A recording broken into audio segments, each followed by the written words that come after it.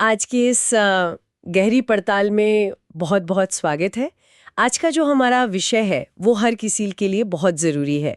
हमारे पास जो स्रोत सामग्री है उसका नाम है द सिटीजन्स हैंडबुक, यानी नागरिकों की पुस्तिका। दी सिटीजन्स हैंडबुक।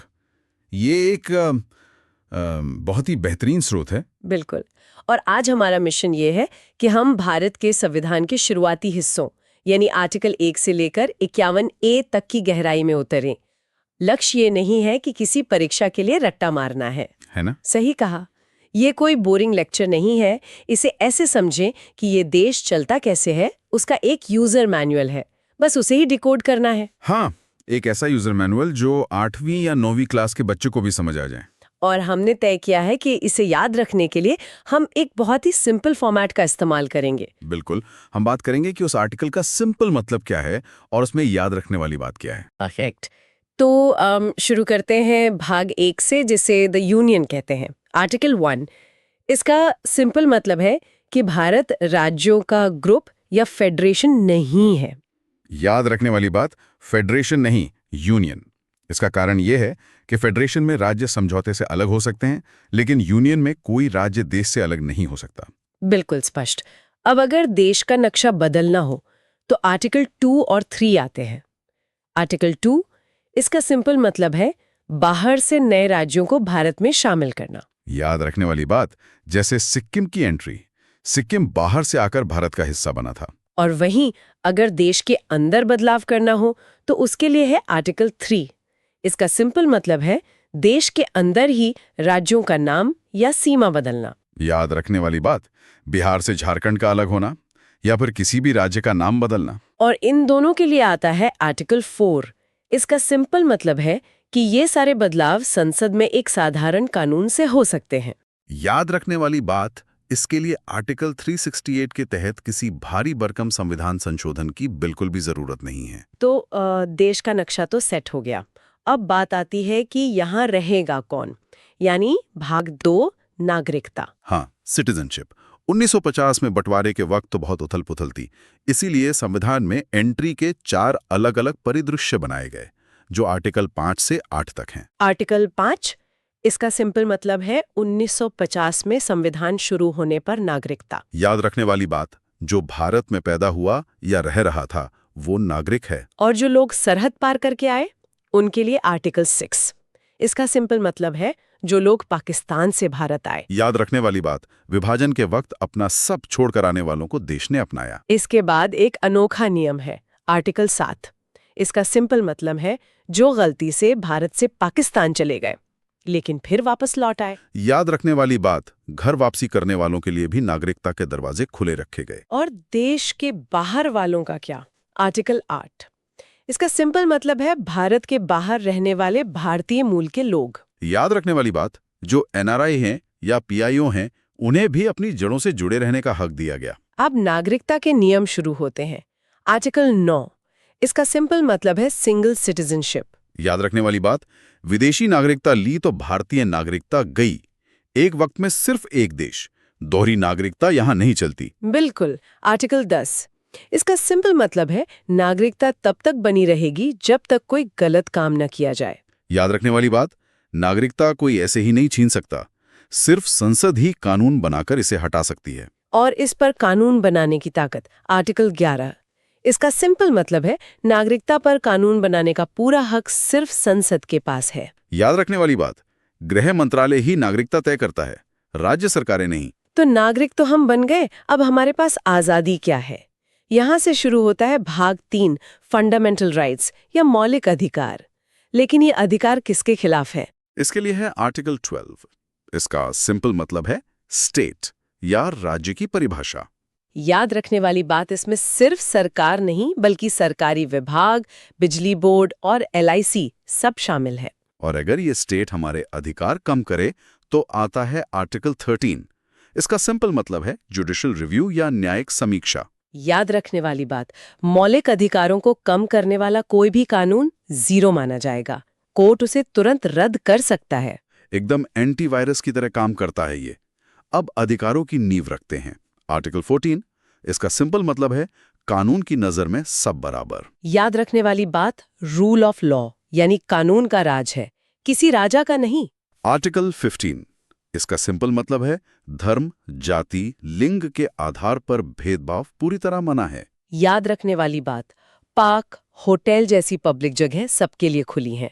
और रोजगार के लिए आर्टिकल 16, इसका सिंपल मतलब है सरकारी नौकरी में सबको बराबर मौका। याद रखने वाली बात इक्वालिटी इन अपॉर्चुनिटी, ताकि कोई पीछे ना छूटे। अब समाज की सफाई की बात करें तो आर्टिकल 17, इसका सिंपल मतलब है छुआछूत या अनटचेबिलिटी का अंत। याद रखने वाली बात ये एक सख्त अपराध है, इसकी कोई माफी नहीं है। और बराबरी दिखाने के लिए आर्टिकल 18, इसका सिंपल मतलब है उपाधियों या टाइटल्स का अंत। याद रखने वाली बात राजा महाराजा जैसी उपाधियां बंद, सिर्फ सेना और एजुकेशन की डिग्री मिलेगी, जैसे डॉक्टर या कर्नल। अब आती है आजादी की रीढ़ की हड्डी, आर्टिकल 19, इसका सिंपल मतलब है 6 तरह की आजादियां। याद रखने वाली बात बोलने की, सभा करने की, घूमने की, बसने और व्यापार करने की आजादी। मीडिया की आजादी भी इसी में है, लेकिन कानून के दायरे में रहकर। अब आर्टिकल 20, इसका सिंपल मतलब है एक गलती की 2 बार सजा नहीं मिल सकती। याद रखने वाली बात एक अपराध एक सजा। और सबसे पावरफुल अधिकार आर्टिकल 21, इसका सिंपल मतलब है जीने का अधिकार और व्यक्तिगत स्वतंत्रता। याद रखने वाली बात ये इतना मजबूत है कि इमरजेंसी में भी नहीं रुकता। और जीने के लिए शिक्षा बहुत जरूरी है, इसलिए आर्टिकल 21A, इसका सिंपल मतलब है राइट टू एजुकेशन। याद रखने वाली बात 6 से 14 साल के बच्चों को मुफ्त शिक्षा मिलेगी। पुलिस से बचने के लिए भी नियम है, आर्टिकल 22, इसका सिंपल मतलब है गिरफ्तारी से बचने का अधिकार। याद रखने वाली बात 24 घंटे में मजिस्ट्रेट के पास ले जाना ही होगा। शोषण के खिलाफ बात करें तो आर्टिकल 23, इसका सिंपल मतलब है इंसानों की खरीद फरोख्त और बंधुआ मजदूरी मना है। याद रखने वाली बात ह्यूमन ट्रैफिकिंग पूरी तरह से बैन है। और बचपन बचाने के लिए है आर्टिकल 24, इसका सिंपल मतलब है 14 साल से कम उम्र के बच्चों से फैक्ट्री में काम कराना मना है। याद रखने वाली बात नो चाइल्ड लेबर। आजादी के बाद अब धर्म और संस्कृति पर आते हैं, आर्टिकल 25, इसका सिंपल मतलब है व्यक्तिगत धार्मिक आजादी। याद रखने वाली बात अपनी पसंद से पूजा, नमाज या प्रार्थना करने की पूरी छूट। आर्टिकल 26, इसको का सिंपल मतलब है धार्मिक कार्यों का मैनेजमेंट। याद रखने वाली बात अपने धर्म के लिए मंदिर या मस्जिद कमेटी बनाने का हक। आर्टिकल 27, इसका सिंपल मतलब है धर्म के नाम पर कोई टैक्स नहीं। याद रखने वाली बात धार्मिक चंदा टैक्स फ्री होता है। आर्टिकल 28, इसका सिंपल मतलब है सरकारी स्कूलों में धार्मिक शिक्षा नहीं। याद रखने वाली बात सेक्युलर एजुकेशन, ताकि स्कूल निष्पक्ष रहे। अब अल्पसंख्यकों के लिए आर्टिकल 29, इसका सिंपल मतलब है माइनॉरिटीज को अपनी भाषा और संस्कृति बचाने का हक। याद रखने वाली बात अपनी स्क्रिप्ट और कल्चर को सहेजना। और आर्टिकल 30, इसका सिंपल मतलब है अल्पसंख्यकों को अपने स्कूल और कॉलेज खोलने का हक। याद रखने वाली बात जैसे मदरसा या कॉन्वेंट स्कूल चलाना। अच्छा, एक आर्टिकल 31 भी था जो संपत्ति के अधिकार के बारे में था, वो शायद अब हटा दिया गया है। हाँ, वो अब सिर्फ एक लीगल राइट है 300A में, लेकिन इन सब अधिकारों की आत्मा है आर्टिकल 32, इसका सिंपल मतलब है संविधान की आत्मा। याद रखने वाली बात अगर अधिकार छीने जाएं तो सीधे सुप्रीम कोर्ट जाओ। हेबियस कॉर्पस जैसी 5 रिट इसी में है। इसके बिना बाकी सब अधिकार बेकार हैं। एकदम सच। लेकिन देश की सुरक्षा भी जरूरी है, इसलिए आर्टिकल 33, 34 और 35 अपवाद हैं। इसका सिंपल मतलब है सेना और पुलिस के राइट्स लिमिटेड हैं।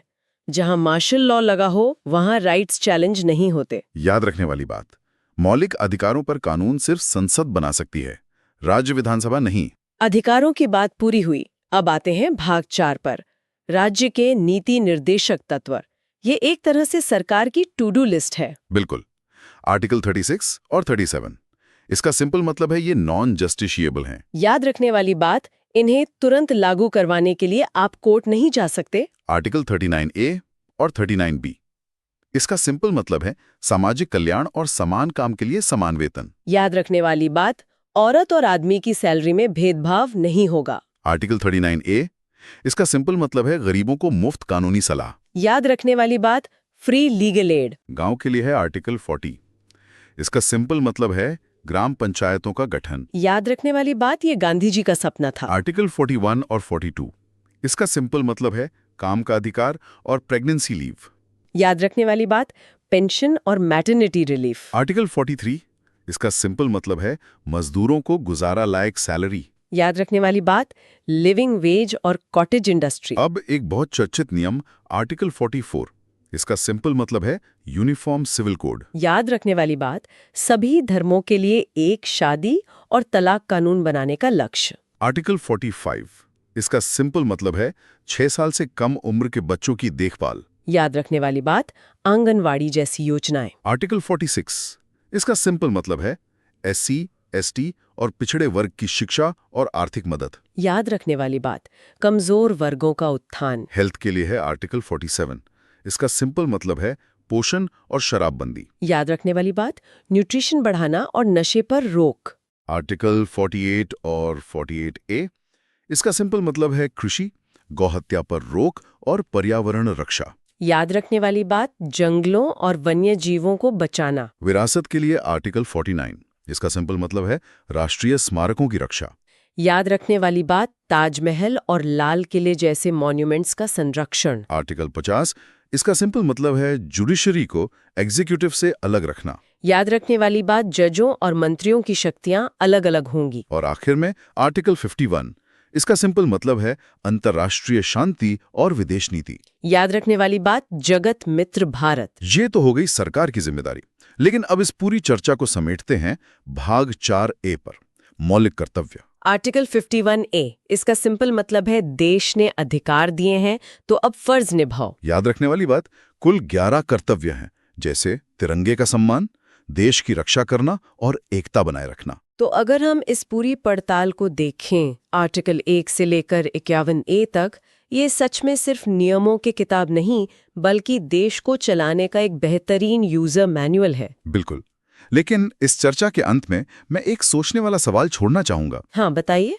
अगर भाग 3 के मौलिक अधिकार इतने शक्तिशाली हैं और इंसान की आज़ादी सुनिश्चित करते हैं, तो क्या वजह थी कि संविधान में संशोधन करके आर्टिकल 51A के तहत नागरिकों को उनके कर्तव्यों की याद दिलाने की जरूरत महसूस हुई? ये बहुत ही गहरा सवाल है। क्या सिर्फ अधिकार देना काफी नहीं था, या एक सफल लोकतंत्र के लिए नागरिकों का खुद से जिम्मेदार होना उससे भी बड़ा कानून है? ये एक ऐसा विचार है जिस पर सुनने वालों को खुद गहराई से सोचना चाहिए। आज की इस गहरी पड़ताल में बस इतना ही। उम्मीद है ये यूजर मैनुअल सबको समझ आया होगा। ज्ञान बढ़ाने का ये सफर आगे भी जारी रहेगा। नमस्कार।